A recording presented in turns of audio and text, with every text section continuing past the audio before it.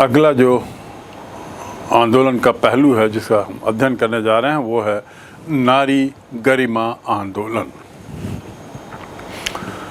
जैसा कि शब्द से स्पष्ट है, ये आंदोलन जिसका हम जिक्र करेंगे महिलाओं से संबंधित है और उनकी गरिमा से संबंधित है। भारत में यदि हम मध्यकाल की बात करें या आधुनिक काल की भी बात करें तो महिलाओं की स्थिति वैसी ही थी जो सामाजिक रूप से कमज़ोर और पिछड़े वर्गों की थी।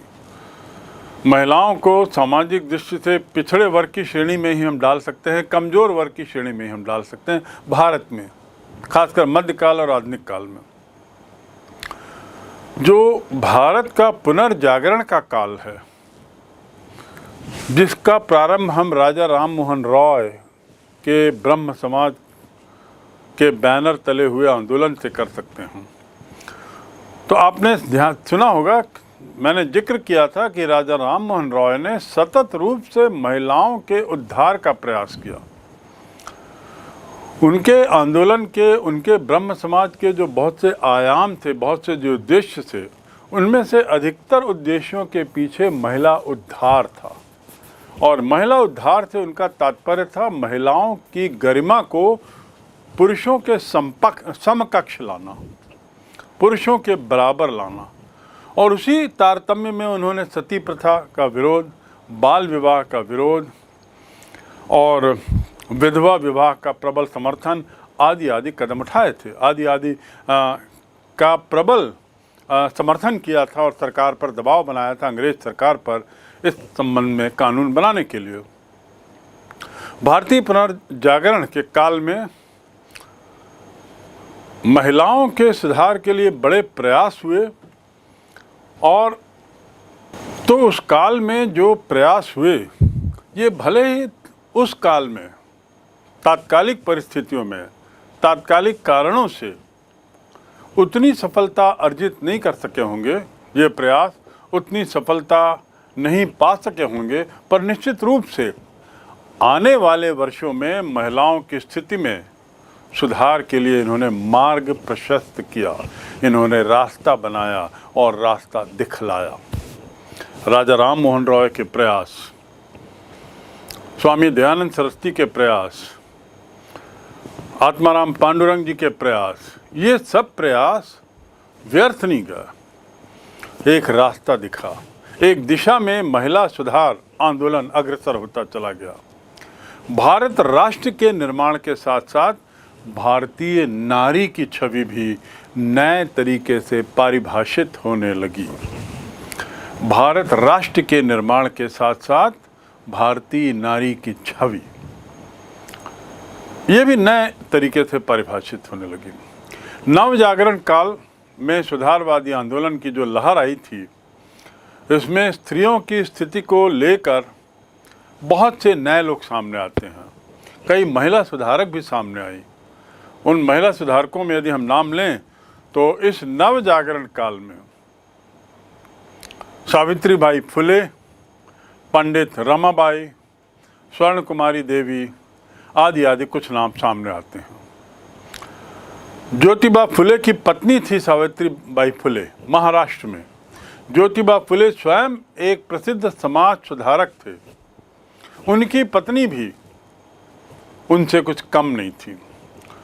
इन्होंने महिलाओं की शिक्षा के लिए विशेष काम किया, महिलाओं के लिए किया और इसमें भी शिक्षा के क्षेत्र में। माना जाता है कि देश का पहला लड़कियों का स्कूल श्रीमती सावित्रीबाई फुले ने ही 1860 के दशक में महाराष्ट्र में खुलवाया था और स्वयं वहाँ शिक्षिका के रूप में भी कार्य करती थी। उन्होंने इस विचार को, शिक्षा के कार्य को हाथों हाथ लिया और बाल विवाह पर प्रतिबंध लगाने का, विधवा विवाह को प्रोत्साहित करने का, सती प्रथा पर रोक लगाने का, इस पे बहुत काम किया। पंडित रमाबाई 1882 में आर्य महिला समाज की स्थापना करती हैं और ये भी महिला मुक्ति आंदोलन की ओर अग्रसर होता है। 1889 में विधवाओं के लिए उन्होंने शारदा सदन की स्थापना की। ऐसा होम, ऐसी व्यवस्था जिसमें विधवाओं को पर्याप्त सम्मान से रखा जाए, देखा जाए, व्यवहार किया जाए। शारदा सदन 1900 में मुक्ति सदन की स्थापना भी इसी उद्देश्य से होती है, श्रीमती रमाबाई द्वारा। 1910-20 में इस काल में अखिल भारतीय स्तर पर महिला संगठन बनाने का प्रयास शुरू होता है। जैसा कि हमने पढ़ा, अखिल भारतीय स्तर पर श्रमिक संगठन बने, जिसकी शुरुआत बड़े छोटे स्तर पे हुई थी। अखिल भारतीय स्तर पर किसान संगठनों का आना हुआ, उसकी भी शुरुआत छोटे स्तर से हुई थी। उसी प्रकार महिला संगठन भी अब एक अखिल भारतीय स्तर पर सामने आते हैं। इसकी पहल होती है 1917 में मद्रास में भारतीय महिला एसोसिएशन,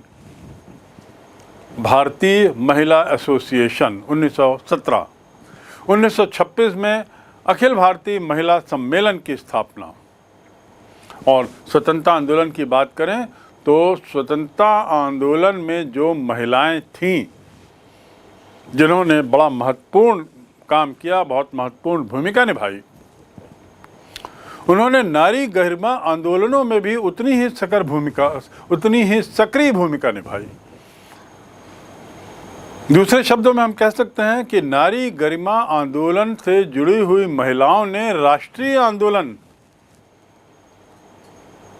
में भी बहुत सक्रिय भूमिका निभाई। और इनमें एनी बेसेंट का नाम मैं पूर्व में ले चुका हूँ, सरोजिनी नायडू, जिन्हें भारत कोकिला कहा जाता था, महात्मा गांधी की पत्नी कस्तूरबा, पंडित जवाहरलाल नेहरू की पत्नी कमला नेहरू, जवाहरलाल नेहरू की बहन विजय लक्ष्मी पंडित, सुभद्रा कुमारी चौहान, प्रसिद्ध कवयित्री, झांसी की रानी कविता की लेखिका, श्रीमती अरुणा आसफ अली, और ऐसे न जाने कितने नाम, राजकुमारी अमृत कौर, बहुत से नाम आपको स्वतंत्रता आंदोलन से जुड़े हुए ऐसे मिलेंगे जिन्होंने नारी गरिमा के क्षेत्र में भी काफ़ी प्रयास किया। नारी गरिमा आंदोलनों ने यद्यपि आंशिक सफलता पाई, किंतु नारी आज भी अपनी उचित स्थिति के लिए लगातार आंदोलन कर रही है। अभी भी इसे मीलों चलना है, अभी भी उन्हें काफ़ी दूरी तय करनी है पुरुष के समकक्ष आने में, पर प्रयास तो शुरू हुए। नारी गरिमा आंदोलन के बाद अब हम आते हैं एक बड़ा अलग ढंग का आंदोलन, जिसे हम कहते हैं ताड़ी विरोधी आंदोलन। ताड़ी विरोधी आंदोलन क्या है? ताड़ी एक तरह की शराब है जिसका उत्पादन ताड़ के पेड़ से होता है। इसमें नशा रहता है। इस नशे के खिलाफ आंदोलन कुछ क्षेत्रों में हुए। जिन दिनों BKU, भारतीय किसान यूनियन, उत्तर भारत में किसानों को इकट्ठा कर रहा था, उनको लामबंद कर रहा था, उनको एकत्रित कर रहा था, उनको एक प्लेटफॉर्म दे रहा था, उसी समय लगभग एक अलग तरह का आंदोलन दक्षिण राज्य आंध्र प्रदेश में आ रहा था। आंध्र प्रदेश का यह आंदोलन है। इस आंदोलन की शुरुआत आंध्र प्रदेश से होती है, पहली बात। दूसरी बात, यह आंदोलन महिलाओं के द्वारा था। तीसरी बात, यह आंदोलन ताड़ी के विरोध में था, ताड़ी के उपयोग के विरोध में। चौथी बात, यह आंदोलन स्वफूर्त आंदोलन था, जो बहुत महत्वपूर्ण बात है, स्वफूर्त आंदोलन। एक और देखिए, अब हम नारी गरिमा की बात कर रहे थे, और नारी गरिमा की बात करते हुए मैंने कहा कि इस आंदोलन को, नारी गरिमा से जुड़े हुए आंदोलनों को आंशिक सफलता मिली, पूरी सफलता नहीं मिल पाई, और आज भी उन्हें बहुत लंबी दूरी तय करनी है। दूसरी ओर हम पाते हैं कि महिलाओं ने भी कुछ आंदोलनों का नेतृत्व किया, और उनमें से एक ये ताड़ी विरोधी आंदोलन है। स्वपूर्ति आंदोलन के मायने क्या हैं? इस आंदोलन को चलाने के लिए कोई संगठन नहीं, इस आंदोलन को चलाने के लिए किसी तरह का कोई बंधन नहीं, ये पूरी तरह वॉलंटियर आंदोलन था। अंतिम इस आंदोलन का उद्देश्य को यदि हम स्पष्ट करें और तो मदिरा की बिक्री पर पाबंदी, अड़ोस पड़ोस में मदिरा की बिक्री पर पाबंदी की मांग करने के लिए यह आंदोलन हुआ था, मांग करते हुए आंदोलन हुआ था। ताड़ी विरोधी आंदोलन का दूसरा पहलू, यह आंदोलन 1992 के सितंबर और अक्टूबर में कुछ ज़्यादा ही छाता है और ताड़ी से जुड़ी, इस आंदोलन से जुड़ी हुई खबरें तेलुगु समाचार पत्रों में, यानी आंध्र प्रदेश की प्रादेशिक भाषा में छपने वाले पत्रों में लगभग रोज खूब छप रही थी। जो घटनाक्रम रोज छप रहा था वो तो लगभग एक ही जैसा था, केवल गांव का नाम बदल जाता था बस। अर्थात कहने का तात्पर्य यह है कि सभी गांवों में लगभग एक जैसा आंदोलन का रूप था, अर्थात महिलाओं के द्वारा था, महिलाओं के स्वयमेव इच्छा के द्वारा था, ताड़ी के पाबंदी के लिए दबाव बनाने के लिए आंदोलन था और शांतिपूर्ण आंदोलन था। तो ये बड़ी रोचक चीज़ है समझने की कि खबर लगभग पूरी वैसी की वैसी रहती थी समाचार पत्रों में, बस गांव के नाम बदल जाते थे, यानी रोज नए नए गांव में आंदोलन हो रहा था। ये एक अच्छी खासी लड़ाई ताड़ी के विरोध में महिलाओं के द्वारा शुरू हो गई थी और ये लड़ाई महिलाओं के द्वारा ताड़ी के विरोध में थी। तो महिलाओं के विरोध में कौन से दो पक्ष थे? एक तो सरकार और दूसरा ताड़ी से जुड़े हुए ठेकेदार, माफिया, ताड़ी माफिया। तो ताड़ी माफिया और सरकार दोनों के खिलाफ महिलाओं ने आवाज़ बुलंद की। ये इस आंदोलन की बहुत बड़ी हिम्मत दिखाई। एक समय ऐसा आया कि इस आंदोलन ने ऐसा रूप धारण कर लिया कि इस राज्य में ताड़ी विरोधी आंदोलन के रूप में इसको जाना जाने लगा। अगली बात इस आंदोलन की, यदि हम इसकी व्युत्पत्ति की बात करें, ये आंदोलन आखिर शुरू कहाँ से हुआ? कहीं ना कहीं से तो शुरू हुआ होगा पहली बार। तो हमें जाना होगा आंध्र प्रदेश के नेल्लोर जिले की ओर, जहाँ पे एक बड़ा छोटा सा गांव है दुबरगंटा। गांव का नाम क्या है? दुबरगंटा। नेल्लोर जिला, उसका एक छोटा सा गांव दुबरगंटा। इसमें 1990 के शुरुआत में महिलाओं के बीच प्रौढ़ साक्षरता कार्यक्रम चल रहा था। क्या कार्यक्रम? प्रौढ़ साक्षरता कार्यक्रम, अर्थात बुजुर्ग महिलाओं को आधारभूत शिक्षा का ज्ञान, जिसमें उन्हें थोड़ा बहुत लिखना आ जाए, थोड़ा बहुत पढ़ना आ जाए, थोड़ा बहुत गणित आ जाए, तो इसे कहते हैं प्रौढ़ साक्षरता कार्यक्रम। और इसमें काफ़ी अच्छी संख्या में महिलाएं आती थी, आ रही थीं। इन्हीं कक्षाओं में महिलाएं घर के पुरुषों द्वारा देशी शराब, ताड़ी आदि पीने की शिकायत करती थी बार बार। ग्रामीणों की शराब की गहरी लत जो हो चुकी थी उसके बारे में शिकायत करती थी। इसके चलते जो शारीरिक और मानसिक प्रताड़ना से महिलाओं को और पूरे परिवार को गुजरना पड़ता था, इसके बारे में बार बार उस प्रौढ़ शिक्षा अभियान संबंधी कक्षाओं में चर्चा होती थी। मानसिक और शारीरिक रूप से परिवार के जो पुरुष सदस्य थे वे कमज़ोर हो चुके थे, बेरोजगार भी हो गए थे, काम पे नहीं जाते थे और साथ ही साथ आर्थिक स्थिति भी बदतर करने में बहुत अहम भूमिका निभा रही थी। शराबखोरी से इन जगहों में ग्रामीण अर्थव्यवस्था चरमरा गई थी। शराब की खपत बढ़ने से कर्ज का बोझ बढ़ गया था। पुरुष लोग लगातार काम से गैर हाजिरी ले रहे थे। बेहोशी और उसके बाद मौत बड़ी सामान्य बात हो चुकी थी। बहुत से परिवार ऐसे थे जहां महिलाएं विधवा थीं, और इस सब के पीछे एक ही कारण था, शराब, ताड़ी। ताड़ी विरोधी आंदोलन अगले चरण में दो परस्पर विरोधी गुट में बदल जाता है। एक ओर शराब माफिया और दूसरी ओर ताड़ी का उपयोग करने वाले, ताड़ी का उपयोग के परिणाम स्वरूप पीड़ित परिवार। तो ताड़ी विरोधी आंदोलन के कारण हम देखते हैं दो परस्पर गुट। शराब के ठेकेदार ताड़ी व्यवसाय पर एकाधिकार बनाए रखने का प्रयास करते थे, और इस प्रयास में वो तरह तरह के अपराध करते थे, चाहे वे हत्याएं ही क्यों ना हो। तो ये जो शराबखोरी थी, इससे सबसे ज़्यादा दिक्कत महिलाओं को हो रही थी।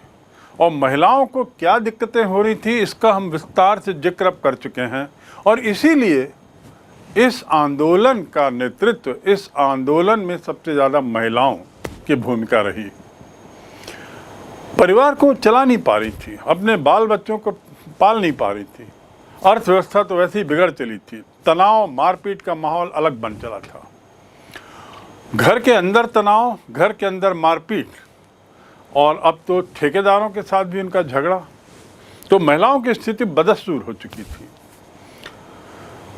ताड़ी विरोधी ये जो आंदोलन था, ये बढ़ता ही चला गया, और यहीं पे महिलाओं की सफलता, नारियों की सफलता परिलक्षित होती है।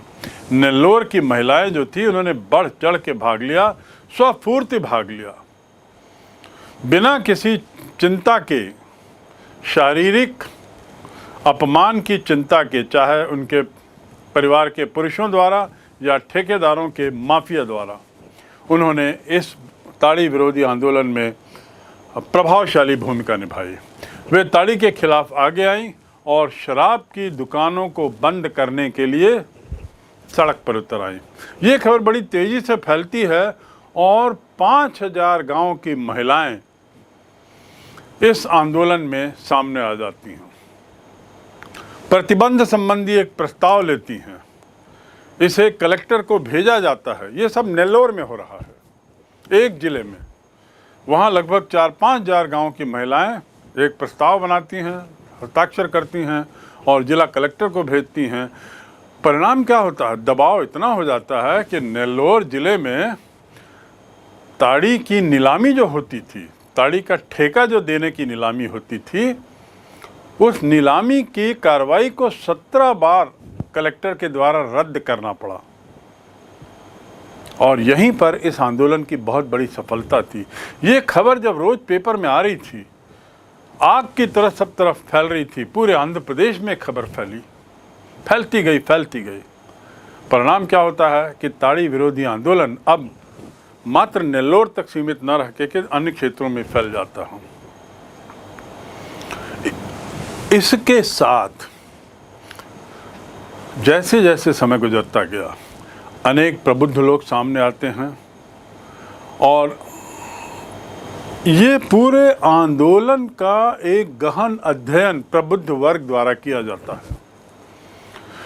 इस पूरे आंदोलन के विभिन्न पहलुओं को देश के विभिन्न भाग के लोग पढ़ते हैं, समझने की कोशिश करते हैं, और परिणाम स्वरूप नए नए तथ्य सामने आने लगते हैं, नई नई बातें सामने आने लगती हैं, नई बातें उजागर होती हैं। इसमें कोई शक नहीं कि ताड़ी विरोधी आंदोलन का नारा बड़ा साधारण था, ताड़ी की बिक्री बंद करो, बस यही उनका नारा था। लेकिन इस साधारण नारे ने क्षेत्र के व्यापक सामाजिक, आर्थिक और राजनीतिक मुद्दों पर महिलाओं के जीवन को बहुत प्रभावित किया था।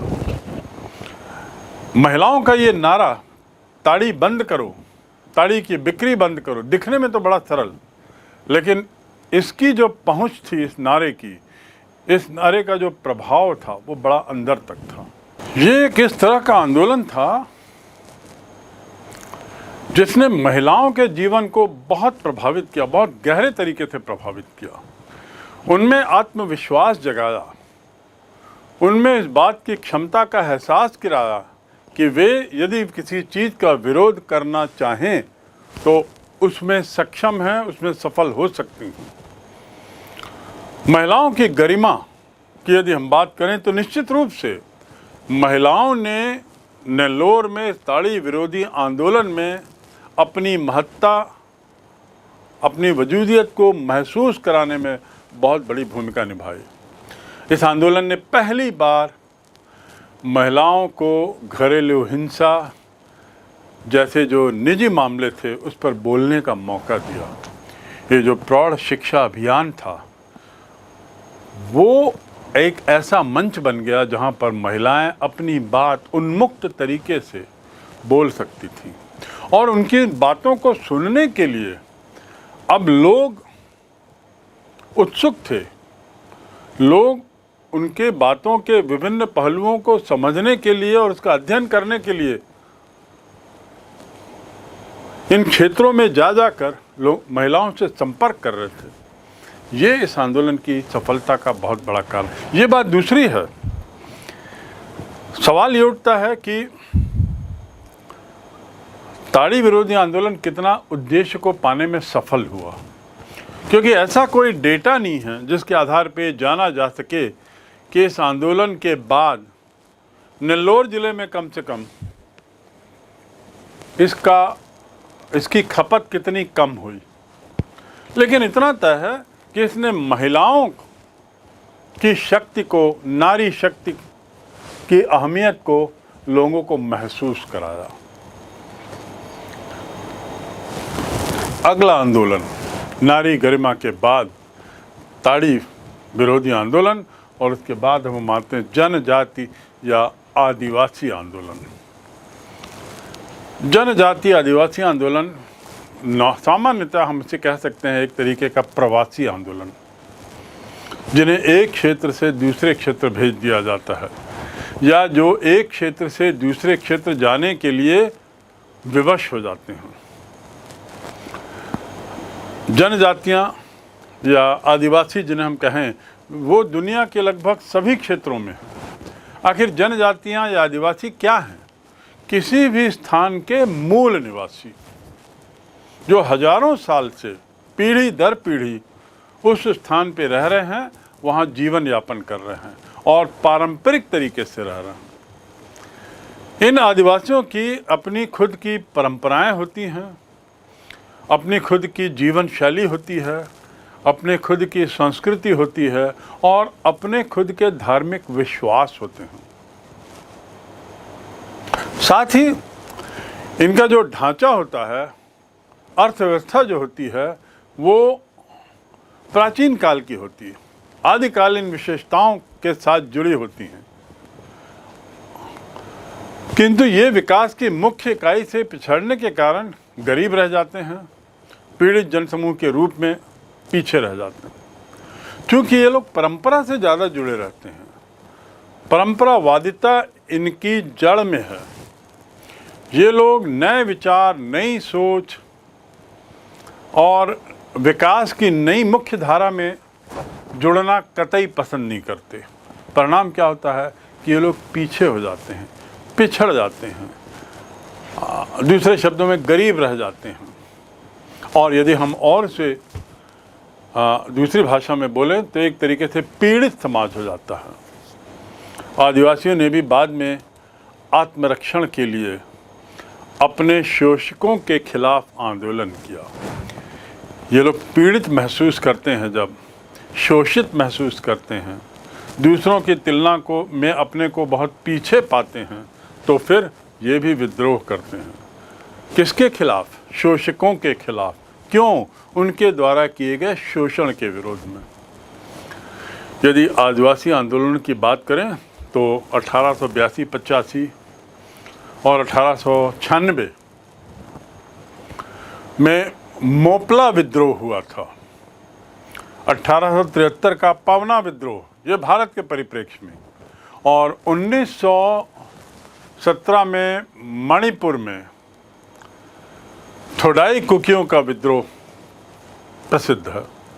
ऐसे कुछ अन्य विद्रोह भी हुए जिसमें हमारे बस्तर के क्षेत्र में के भी विद्रोहों का जिक्र होता है, पर मुख्य रूप से कहने का तात्पर्य यह है कि आंदोलनों की यदि बात करें तो आंदोलनों के प्रकार में एक आंदोलन ऐसे प्रकार के भी होते हैं जो आदिवासियों के द्वारा होते हैं, अपने ऊपर किए गए शोषण के खिलाफ, शोषण के विरोध में, शोषितों के खिलाफ, क्योंकि इनकी नज़र में शोषण करने वाले वे लोग हैं जिन्होंने इनको पीछे रखा है, समाज के मुख्य धारा से जिन्होंने इनको दूर रखा है।